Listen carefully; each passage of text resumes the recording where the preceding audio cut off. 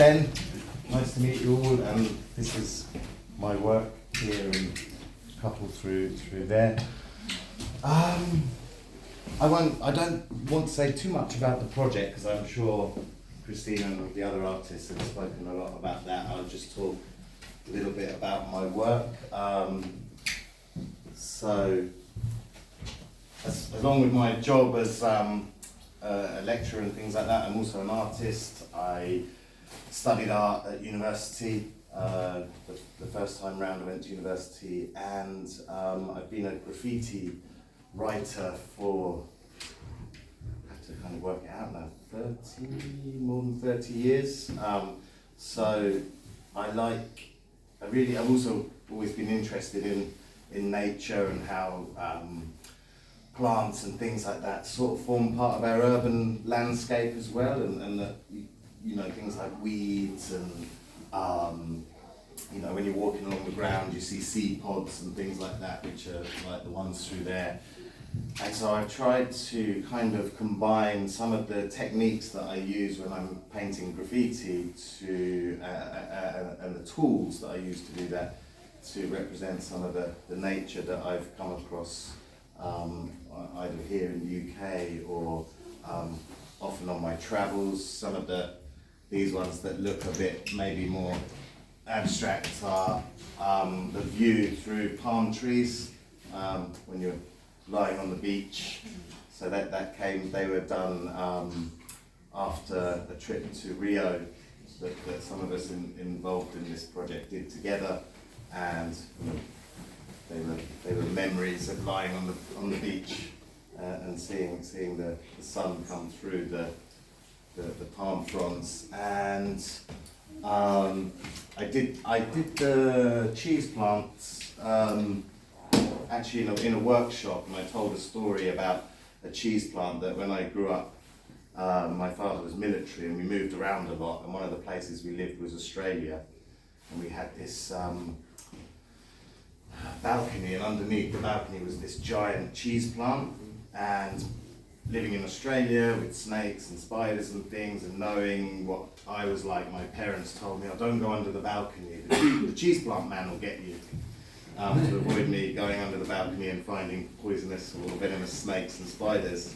And so the cheese plant has this kind of quite significant memory for me, which is why I painted that, to kind of always think of that time in my life with the cheese plants. Yeah, and then the others, yeah, just enjoy. So I think do you want to say any more? Mm-hmm. So any questions? What are the seeds in the other, like you have some work in the corridor?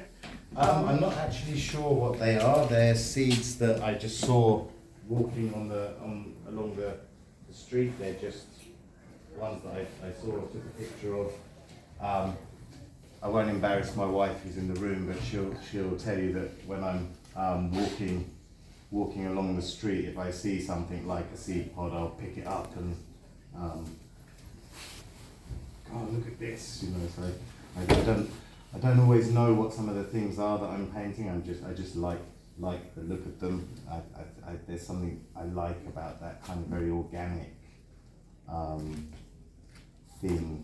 Those objects, I think they're very tactile and interesting. Yeah. Is there any reflection on colonialism in any of this? Yes, but maybe this painting in particular is a painting of you might know it as a mother of millions, or an alligator plant. So I don't know if you know what that plant is, but it propagates itself over and over and over and over. It's actually banned in some countries because it colonizes some of the spaces that it's in. You can have it in the UK because it doesn't survive the UK weather, but that's one of the things that's related to colonialism. Yeah, but a lot of the plants, I think, the cheese plants, the palms, even the lotus seed pod over there, they're things that have kind of been imported and used different colonial powers to bring into their gardens and things like that.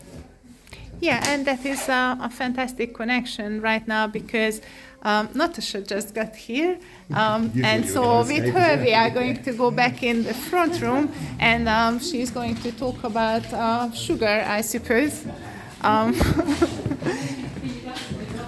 Yes, yes, yes. Yes, which is actually really funny because your name is Sweeting and you are going to sweet. Yes. Wiping my glasses. Yeah, you can get ready. I need to restart it. This is my sunglasses. Hi, I'm Natasha Sweeting. This is my work for Botanical Encounters. I'd say my inspiration, I mainly do portraits of people from Tanzania, which is where I'm from. That's what I've been doing for 30 odd years. But after meeting Christina, we actually went to the Holborn Museum and we're looking at the teacups and all the sugarcane slave trade history that was, I think I'd recently put that on there, and it was so fascinating to see all these cultures that have been brought into the UK. We had the china that the teapots and the teacups were made from, all these botanical artistry on there. There were roses and other plants. And there's this, I think we had a discussion about how Bath is known as a place of wealth, like a playground for the wealthy people, and who have time to sit down and have a long cup of tea, whereas back then I think if you were sort of the working class, you didn't really have that luxury. And sugar was also something that was considered a luxury, which was brought from across the oceans. So looking at all this sort of sugar, sweet, positive ideology, and then the sort of dark background or history behind that, and combining that with Tanzania, which is also known for having history in slave trade, and Zanzibar being one of the main ports of slave trade, which is in Tanzania. So I thought it was a fantastic opportunity for me to do some work using that theme, and this is what I came up with. So these are really intriguing pieces because you have a mix of portraits, but also you have a mix of people who are standing near sugarcane fields or cutting sugarcane, and they are dressed very differently. So there is this one that looks like a little Georgian character, but then you have this person who is dressed with a turban, and then you have this other person here. So can you please comment on these? So how would you interpret these characters? It's, Katie, she's here.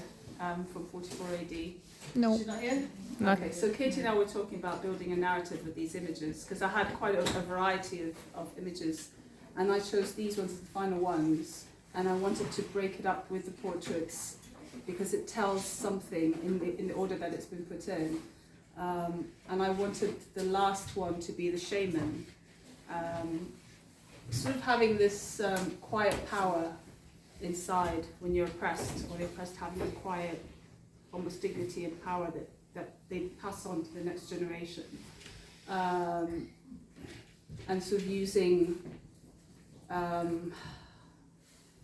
that sort of how would I say it, almost like hiding. That's why I have it so dark as well, sort of hiding in the dark, this quiet power. So yeah, there's so many elements to it and so many layers to it that the more I look at it, the more I was working on it, the more ideas I had, but I wanted to keep it quite open to fit all the layers and themes. Do you want to ask any questions about this artwork?